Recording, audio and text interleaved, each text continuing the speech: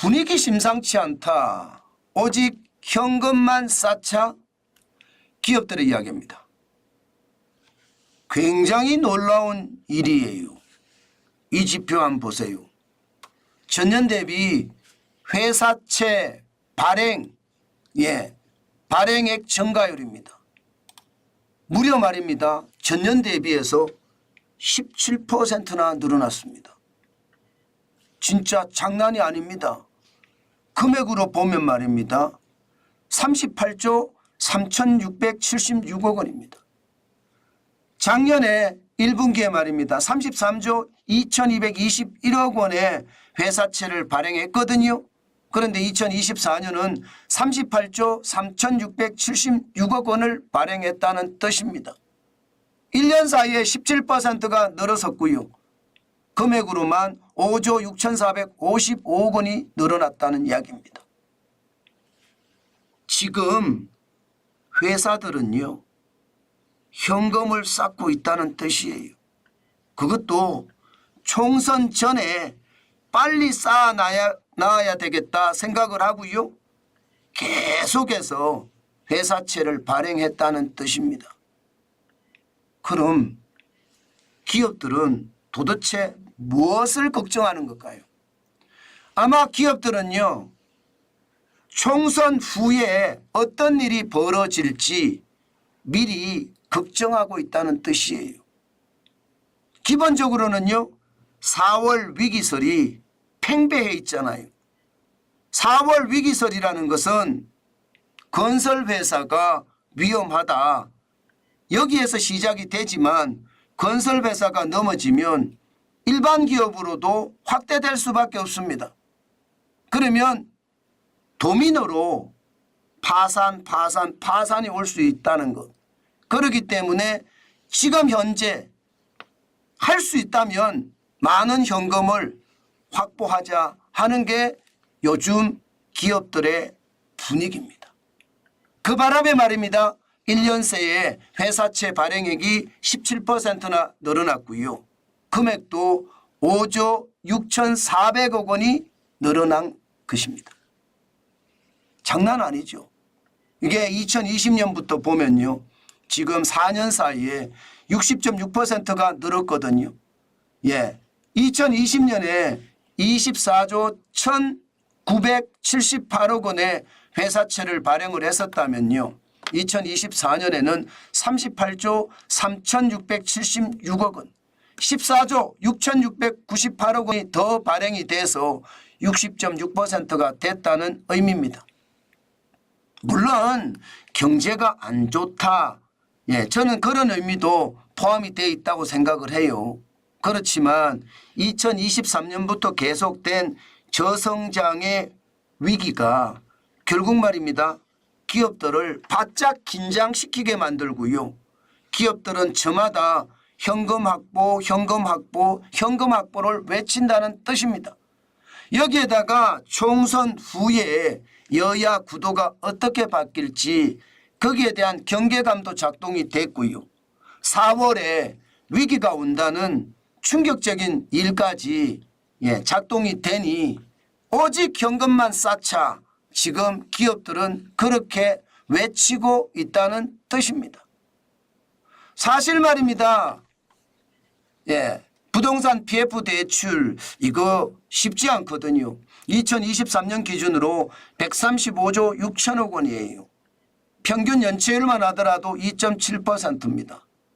그렇지만 여러분 이게 제대로 된 통계일까? 여기에도 의문점이 많이 남거든요. 기업들이 부동산 PF 대출에 대한 것을 제대로 있는 그대로 말 안 했을 가능성도 있다는 겁니다. 그러면 우발부채가 많다는 이야기잖아요. 우발부채가 많으면 135조 6천억보다 더 큰 우발부채, 그것이 시장을 강타할 것이고요. 그 시장 강타가 결국은 건설업체를 줄줄이 도산시키면서 제2금융권 위기를 몰고 올 수도 있다. 그러면 제2금융권에서는요. 제1금융권에 요청을 할 수도 있지만 제1금융권도 위험하기 때문에 도와줄 수 있는 상황이 아닐 수도 있습니다. 그러면 결국 말입니다. 일반 기업에 대출한 대출금을 배수할 수밖에 없는데 그 과정에서 건설사의 줄도산, 일반 기업의 줄도산까지 일어난다. 그래서 지금은 오로지 현금만 쌓아야 되겠다. 그렇게 지금 이야기하고 있는 겁니다. 그만큼 말입니다. 상황이 좋지 않다는 뜻이에요. 실제로 발행한 것을 보면 여러분 아마 여러분들도 놀라실걸요. LG에너지솔루션 1조 6천억 원 조달했습니다. 예, LG화학도 1조 원을 조달했고요. SK하이닉스 7,500억 원, KT도 4천억 원이고요. 한국항공우주도 4천억 원, 심지어 네이버까지도 회사채를 2천억 원을 발행을 해서 움직이고 있다는 것. 이것을 보면요. 대기업들이 즐비하고요. 유명 대기업들이 다 포함이 되어 있잖아요. 그 말은 여러분 결국 말입니다. 결국 총선 후 4월 위기설에 대한 두려움 당연히 있을 거라고 생각을 하고요. 여기에다가 총선 자체가 지금 현재까지 야당 우세입니다. 야당이 단독 가반, 더불어민주당이 단독 가반이 된다고 이야기할 정도로 지금 야당의 어떤 우성을 점치고 있거든요. 그런 것을 감안을 해보면 말입니다. 결국 말입니다. 예, 이게 여소야대에 대한 어떤 전국에 대한 두려움도 지금 작동이 되고 있다. 이렇게 이야기할 수 있습니다. 게다가 선거일이 4월 10일이잖아요. 4월 10일 이전에 지금 채권을 발행하겠다는 사람들이 굉장히 많았고요. 그 바람에 말입니다. 예, 지금 채권 시장에서는요. 호황을 맞았다. 이렇게 이야기할 정도로 채권 발행이 굉장히 늘었습니다. 특히 말입니다. 4월 회사채 시장은요. 비수기로 꼽힙니다. 그런데도 불구하고 지금 16곳에서 회사채를 발행하는 이례적인 사건이 일어나고 있거든요.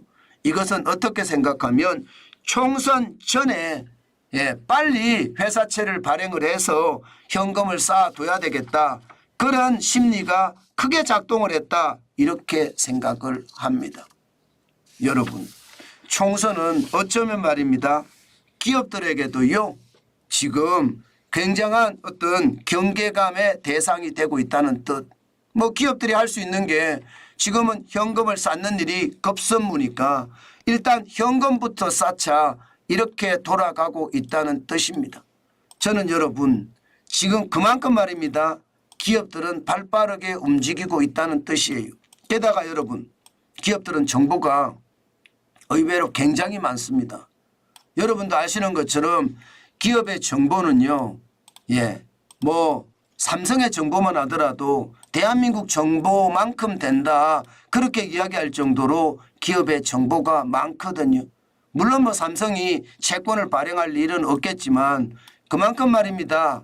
기업들의 정보가 많다는 뜻이에요. 그런 기업들이 지금 현금을 확보하기 위해서 움직인다. 이것은 어떻게 생각하면 우리가 아주 고민하고 또 고민해야 되는 부분이 아닌가 저는 그렇게 생각합니다. 그 정도로 말입니다. 경제에는 악재가 될 수도 있다. 지금 총선 후가 어떻게 될지 말입니다. 저는 결국 말입니다. 저는 우리 국민이 워낙 저는 똑똑하기 때문에 균형을 맞춰줄 거다. 저는 그런 생각은 해요. 그런 생각은 해요.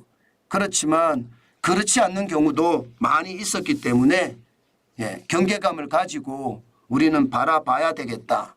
기업들이 현금을 그만큼 쌓아가는 데는 이유가 있다. 뭐 이 정도로 우리는 기억하면 될 것 같습니다.